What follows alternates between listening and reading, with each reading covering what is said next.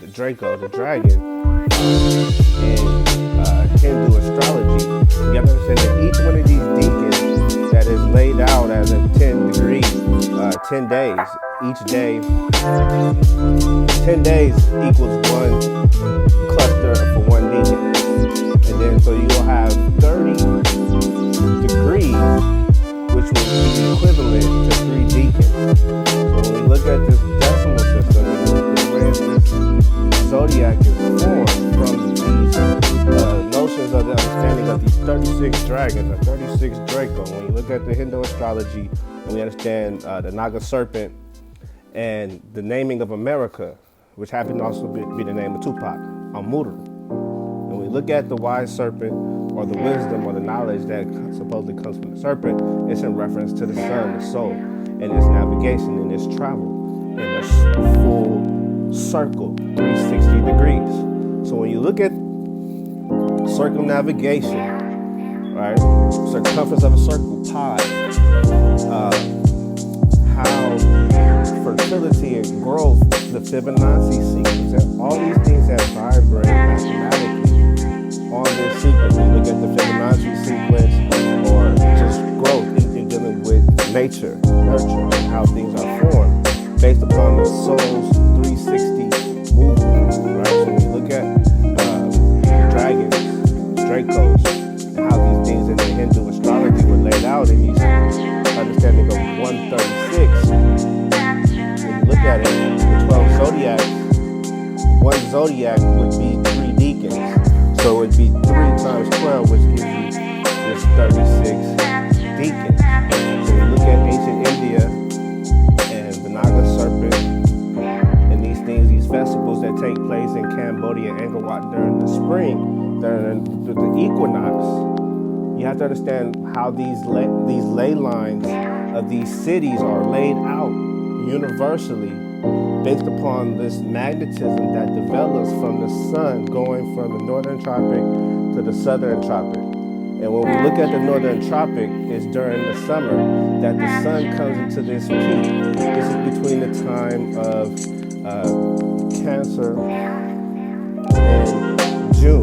The time of June, when you look at Gemini, the twins, and these different mythology of the twins and the significance when you understand the winter and the summer and the correlation with Juno and January, winter January, and June, Juno, and the dog, Canis, minor and major, and how all these star systems in why North America was such an important place when it comes to celestial observance. You have to understand how these beacons also outline the elemental parts of the zodiac. A lot of people talk about their signs and how it affects their behavior.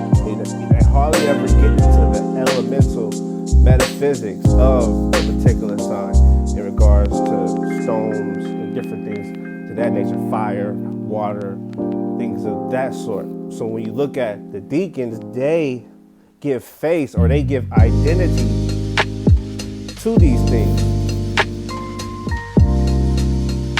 This is why we see the mythology in regards to the dragon, the fire breathing, the different signs, the water signs, and different things, the metamorphosis of different animals, zoo types, keystone species. These things show arcs or show pyramids. When we understand hierarchy and how pyramid systems and the mathematics and these things get taught and shaped, we understand 320 degrees for that 160. And this circumnavigation that began leaving this coast here of the Americas to follow this celestial procession annually and to follow these sites and come into these different areas and build and start traditions, celestial traditions annually. This is how one's reign and these things began to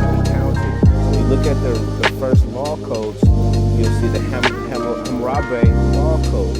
And when you look at the Hammurabi law code, which happens to be a Sumerian Shemitic, one of the first found proofs of an ancient code system dealing with civics, dealing with how to operate, all aligned in regards to the celestial realms. So when you look at the code systems, the codex here in Mesoamerica, and how these things, judgment and courts. When you look at a courtroom or a synagogue, it's reference the sun. And when you understand the house of the sun, or these things, birth houses, these things, hospitals, and how medicine, all of these things came from the knowledge of astrology, you understand, the teachings of medicine, and how the teachings of medicine developed from understanding the celestial realms and to grow agriculture, to cultivate, where we get occult knowledge from, the hidden things unknown that we make visible through the physical. So these things are coded in sound, shape. So this is why we can feel when someone lies to us when they don't operate according to this foundational universal knowledge. You can feel it, right? So you can manipulate it the same way alchemy and the development of the teaching of alchemy and the development of just forming arithmetic, basic arithmetic through the observations of the celestial realms from the Americas. When you look at the Canis Major and the Northern Tropic, which is referenced to Mother Tammuz, when you look at Tammuz and the dragon, the Draco, in the Northern Hemisphere, that is a high point when you look at, especially in the Americas, the 4th of July, in reference to the Sirius star system in this particular time.